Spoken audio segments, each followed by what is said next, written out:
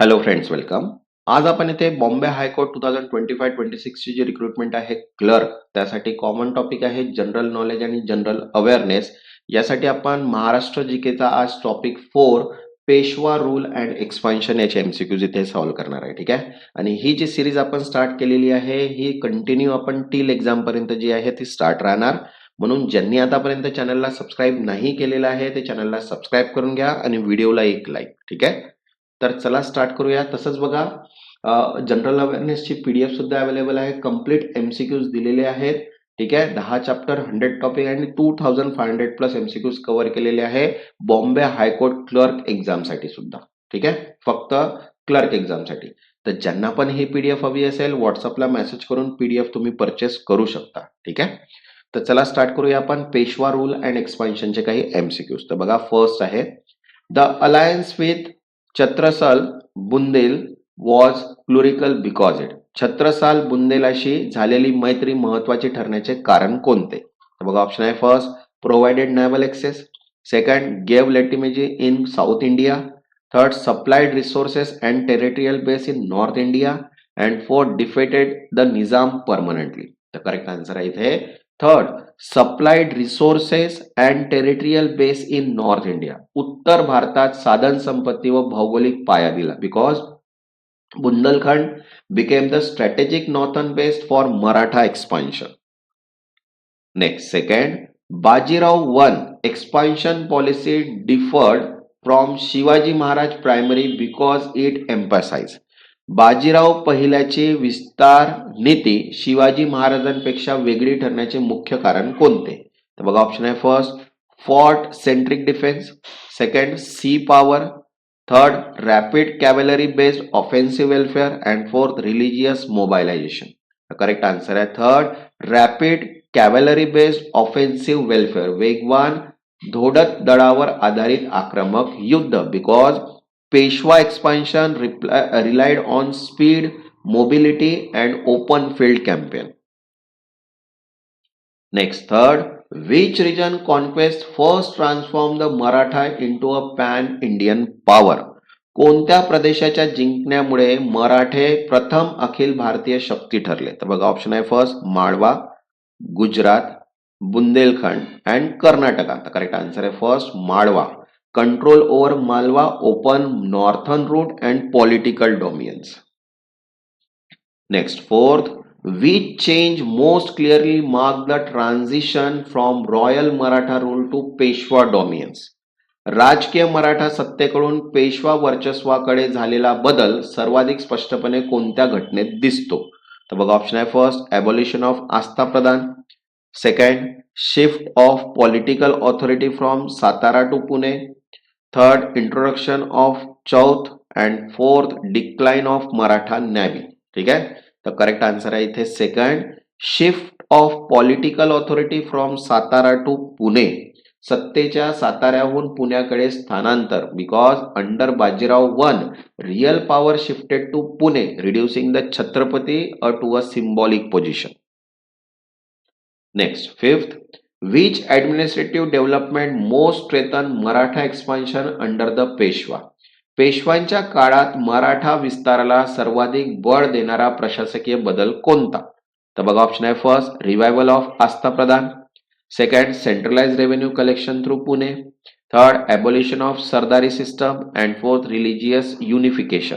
तर correct answer आहे second centralize revenue collection through Pune, पुण्याद्वारे केंद्रीकृत महसूल वसुली, because efficient revenue flow funded continuous military campaign. Next, sixth, the defeat of Nizam at Palkhed 1978 is a significant because is demonstrated. Palkhed 1728 येथील निजामाचा पराभव कोणत्या गोष्टीचे उत्कृष्ट उदाहरण आहे? तर बघा, ऑप्शन आहे first naval superiority, second guerrilla welfare, third strategic mobility and encirclement, and fourth European military technique. तर करेक्ट आन्सर आहे third strategic mobility and encirclement, रणनीतिक हालचाल व वेढा, because Palkhed is the classic example of strategic manoeuvre welfare. Next, seventh, which Peshwa policy unintentionally okay weakened central authority. कोणत्या पेशवेकालीन धोरणामुळे अनवधानाने केंद्रीय सत्ता कमकुवत झाली? तर बघा ऑप्शन आहे first appointment of hereditary sardar, second direct rule from Pune, third military decentralization and fourth diplomatic treaties. तर करेक्ट आन्सर आहे first appointment of hereditary sardar. वारस हक्काने सरदार नेमणे because powerful hereditary sardar became semi independent. Next 8. The concept of Maratha supremacy in North India rested mainly on. उत्तर भारतातील मराठा वर्चस्व मुख्यतः कशावर आधारित होते? तर बघा ऑप्शन आहे first direct annexation, second religious dominance, third collection of chauth and sardeshmukhi and fourth Mughal administrative post. तर करेक्ट आन्सर आहे third collection of chauth and sardeshmukhi. Chauth व सरदेशमुखी वसुली because revenue extraction without direct rule ensure wide influence. Next 9th. Which battle expose the structural weakness of the Maratha confederacy. Maratha संघराज्याच्या रचनात्मक कमतरता कोणत्या युद्धात उघड झाल्या? तर बघा ऑप्शन आहे फर्स्ट पानिपत, पालखेड, दिल्ली, भोपाल. तर करेक्ट आन्सर आहे first Panipat 1761. Third battle of Panipat show lack of unity and coordination. Next 10th. Which factor most contributed to the Maratha defeat at Panipat? पानिपतच्या पराभवाचे सर्वात मोठे कारण कोणते होते? तर बघा ऑप्शन आहे first inferior cavalry, second weak supply lines and hostile religion power, third absence of navy and fourth lack of revenue. तर करेक्ट आन्सर आहे इथे second weak supply lines and hostile regional power. कमकुवत पुरवठा व्यवस्था व शत्रुत्वपूर्ण प्रादेशिक शक्ती because long supply route and Afghan alliance proof fatal. Next 11th. Which Peshwa tenure mark the territorial peak of Maratha empire. Maratha साम्राज्याचा सर्वाधिक भौगोलिक विस्तार कोणत्या पेशव्याच्या काळात झाला? तर बघा ऑप्शन आहे फर्स्ट बाजीराव 1, बालाजी विश्वनाथ, माधवराव 1 अँड बालाजी बाजीराव. तो करेक्ट आन्सर आहे fourth Balaji Bajirao. Balaji Bajirao Nanasaheb because under the Balaji Bajirao Maratha influence reach its maximum extent. तसंच बघा अर्थमॅटिक मीन्स मॅथ्सची फॉर्म्युला प्लस प्रॅक्टिस सेट्सची पीडीएफ अवेलेबल आहे. त्याच्यामध्ये 25 चॅप्टर्स कव्हर केलेले आहे. प्रॅक्टिस सेट्स विथ सोल्युशन्स दिलेले आहेत.